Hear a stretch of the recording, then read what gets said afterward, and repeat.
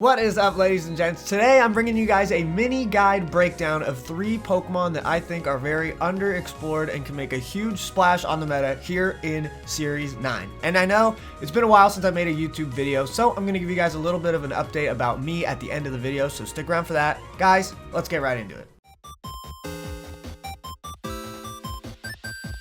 Now, seeing Thundurus on here for you guys might seem kind of weird. I mean, of course Thundurus is amazing, you know? Defiant, get intimidated, just totally sweep teams, hyper offense, all that good stuff. But we are not talking about Defiant Thundurus today. We are going back to our VGC roots, and we are talking about Prankster Support Thundurus. Now, Prankster Thundurus has been picking up a lot lately. It was even being used in Series 8 with the Legendaries, and for good reason. With full bulk investment, Thundurus actually becomes a total nuisance to take down, believe it or not, and with such high special attack and speed, it's still pretty darn fast and pretty darn strong while still being really hard to take down, and especially backed with amazing support moves such as Eerie Impulse, Thunder Wave, Taunt, Scary Face, Swagger, the list goes on. It becomes a complete and utter threat to pretty much any team in the game. One of the most obvious strengths of Support Thundurus is the fact that you can bluff being defiant. Your opponent does not know that you are a Prankster Thundurus. They think that you are a Defiant Thundurus, and you can abuse the fact that they're probably not going to lead Intimidate into you, and you can use that to your advantage. They don't know.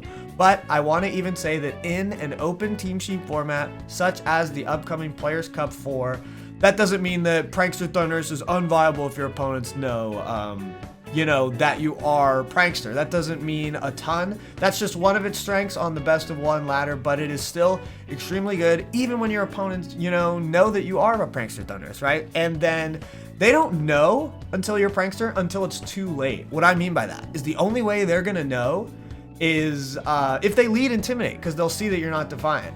Because they'll find out when you Thunder Wave their Dynamax. They'll find out when you taunt that Trick Room surprisingly. They're not going to know until it's too late. Support Thundurus is amazing. Let's get into some sets. So the EV spread I've got right here is from an amazing VGC player named Pink Sylvie. She got top 4 in a really big tournament this last weekend. I used her rental code for the team. The team is a ton of fun as well, but I really did like this bulky Thundurus. It felt so hard to take down, and it was a total nuisance to my opponents, so I'm sharing it with you guys. So full disclosure, this is her EV spread, and shout outs to her. So as you guys can see, let me zoom in on the stats here. Look. Thundurus is still moving quite fast at 132 and hitting pretty hard at 146 special attack with 4 EVs in each. And then look at the bulk, 186 HP, 103 defense, 130 special defense. Thundurus becomes an absolute monster to take down and is so annoying. And then obviously, I think if you are running Thundurus, you should probably be running at least one attack. I think it is Thunderbolt. I think that is probably the best special attack you can be running on Thundurus. But then, when it comes to all the support moves, that is up to you guys and your team's specific needs. I think that Eerie Impulse is fantastic, lowering the special attack of key targets. Thunder Wave or Scary Face for speed control is also extremely good. Taunt to shut down Trick Rooms. Follow Me's, Sleep Powders, you name it. And then this Thundurus over here, I've got its other held item, which is really strong. I think Citrus Berry is extremely good and consistent. Safety Goggles can be amazing if you're having problems with things like Venusaur and Amoonguss. But yeah, and then I just wanted to show some of the other good support moves you might be wanting to run. Like Substitute can eat up max moves, which is really cool.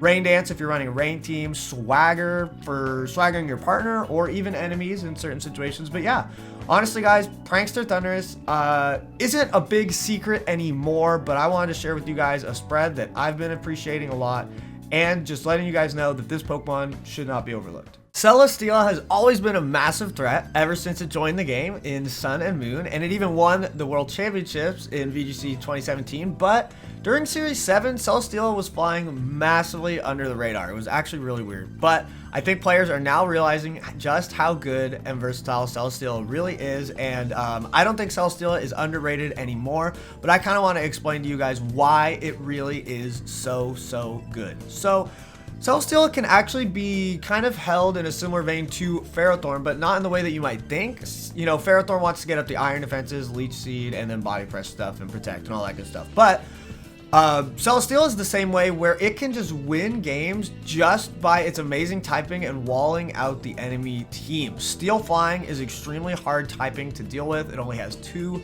weaknesses, and a really well played Celesteela will just shut down a team completely. And then Celesteela can sweep you with amazing max moves: Max Steel Spike with Beast Boost, Max Airstream with Beast Boost, Overgrowth, Flare, and Rockfall for Rotom Heat. Rotom Heat is probably one of the best steel type counters, but with Max Rockfall, Celesteela flips the whole match on its head and can completely shut down Rotom Heat as well. Let's get into some sets. First and foremost is an Assault Vest Celesteela. I think this is her bread and butter set.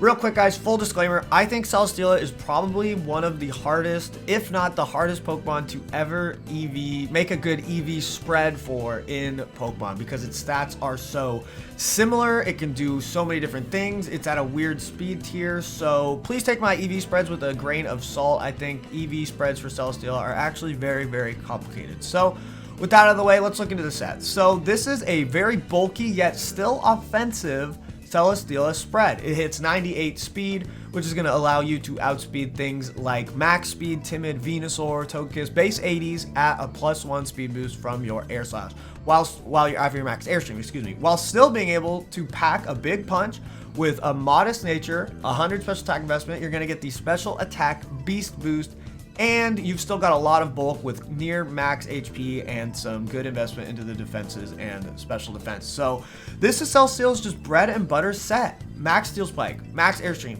Flamethrower is going to really help you against pesky steel types such as Metagross, Kartana, and then, just like I said, the big Meteor Beam. It may seem kind of weird to be running Meteor Beam without the Power Herb, but Max Rockfall is too hard to not run for things like Charizard and Rotom Heat, of course. So this is Celesteela's probably most common set, and it is an amazing one. Speaking of Meteor Beam, the second set for Celesteela is the Power Herb set. This is going to make it so your Meteor Beam is going to go off in 1 turn. The idea of this set is to pick up that big cheeky KO with the Meteor Beam, going at a net +2 special attack, because you're going to get a boost from the Meteor Beam, and then hopefully you knock something out and get the Beast Boost right after that, and then you can close out the game with a big old Dynamax. This set is definitely more offensive. Since you're not holding the Assault Vest, you're not going to be as tanky, but for that, we've boosted up the speed quite a lot. Let me scroll down just a little bit. We've boosted up to 113 speed at +1 speed. You're going to outspeed base 100s like Charizard and Entei. And then 113 speed is actually just a really good speed tier that a lot of Pokemon are crowded at. The Rotom forms, Tapu Finis, all that kind of stuff. So you might even be outspeeding them. And just like I said, we've taken out some HP bulk into the speed, but once again, you guys can make these spreads exactly how you want. But I think this is a pretty good Meteor Beam Celesteela set while still maintaining a good amount of bulk. And finally, guys, this is what Celesteela kind of used to look like, you know, very bulky with 1 attack, Leech Seed, and then usually Substitute. But I think Wide Guard is actually a pretty good option here. But anyway, this is the support wall Celesteela, where you really want to take advantage of the fact that they can't deal with a Steel Flying type after you take out the threats to Celesteela, and then you drop the Leech Seeds, you support the team with something like Wide Guard, and then you can chip away with Flash Cannon. So this is bulky, it's got a little bit of speed to outspeed, you know, really slow things like Incineroar, stuff like that. And then, yeah, the Wide Guard might be able to come in clutch in certain situations, but you can really like mix and match the Leech Seed Celesteela. You could run 2 attacks, you could run Substitute, all that good kind of stuff. But this could really be that closing game option that your team might need, the wall Celesteela. All right, this is my most sleeper pick for sure, but I honestly think that Sylveon could make a big splash in Series 9. I think Sylveon is so strong because of its massive special bulk, its threatening support capabilities in things like Yawn, Helping Hand, Mystical Fire to drop special attacks, and the Pixelate quick attack that could activate a bunch of really scary weakness policies for your team and just totally sweep. And then finally, I think that Sylveon is actually really good against the popular kind of hyper offense core of Regieleki and Dark Urshifu. I think Sylveon actually does really well against those two. And kind of speaking about that, dark types are the strongest they have ever been in Sword and Shield due to them resisting, you know, the amazing Pokemon like Dragapult, Spectrier, and then also being immune to Prankster. Prankster has been just as the most popular it's ever been just because of how it can shut down Dynamaxes. So dark types are extremely popular, and I like to think of Sylveon as pretty much the dark type destroyer. Just constant, hyper voiced, big special attack, fairy special attacks coming out. It can really just murder those support dark types, and I think that those are where Sylveon's strengths lie. And I also think that it's kind of in a similar vein to Celesteela, where you can run a bunch of different sets and your opponent can never really know just exactly what you're running on your Sylveon. So let's go into the sets for me to elaborate a little bit more on Sylveon. The first set I have here is a very bulky Babiri Berry Sylveon meant to survive any attack and clap back with a nice juicy hyper voice, or even landing that clutch yawn onto your opponent's Dynamax Pokemon or a key target, you know. And so the EV spread survives every non-boosted steel type move in the entire game, and hopefully packs a little bit of a punch with the 108 special attack investment as well. And so keep in mind, guys, for Sylveon, the moves are totally up to you. I think Sylveon has a lot of amazing support capabilities. That yawn could easily be helping hand, or if you need that quick attack weakness policy investment proc, then that could be quick attack. Maybe you don't even want to run protect and you run helping hand instead. The moves are totally up to you guys, but this is the more support Sylveon oriented with the Babiri Berry. I think the yawn Babiri Berry synergy is actually really good, so I would recommend keeping that. And you could even drop Mystical Fire if you want. But let's move into the second set I've got here. This is the more offensive Sylveon with a focused sash. I think this is actually a really cool idea because with Focus Sash Yawn, you can for sure live, drop the Yawn, which is really good. But with Focus Sash, it lets you kind of circumvent the lack of bulk with your item. You will never die in one hit with the Focus Sash. That's just how it works. And so you can afford to go max special attack and max speed. Now, modest max speed hits 112, just as we saw with that Celesteela. That is a pretty good number to hit to outspeed things at +1 and +2, for you to kind of outspeed some of those slower Pokemon like Incineroar, and then potentially even speed tie or outspeed things like Tyranitar, Lapras, slower Tapu Finis, and Rotoms. It's really cool how you can actually afford to invest in speed with Sylveon if you give it the Focus Sash. I think this is a really cool offensive option for Sylveon and should not be overlooked. Finally, I came up with this bulky kind of jack of all trades Sylveon, if you will, with a quiet nature to lower its speed to make it a more potent Trick Room threat, and to not lower its attack to give its quick attacks a little bit more of a punch. And then we've still got a lot of bulk. As you guys can see, Sylveon's physical bulk is where it's kind of weak, so I wanted to put a lot into there, but still packing the max special attack to do a ton of damage with those hyper voices. And then, like I just said, we've weaved in the quick attack here so that we could quick attack these big, potent weakness policy targets on our own team, such as Garchomp, Galarian, Moltres, and even Dragapult. And then Pixie Plate. Pixie Plate is going to boost the damage of your fairy moves. Your quick attack is going to do a little bit more.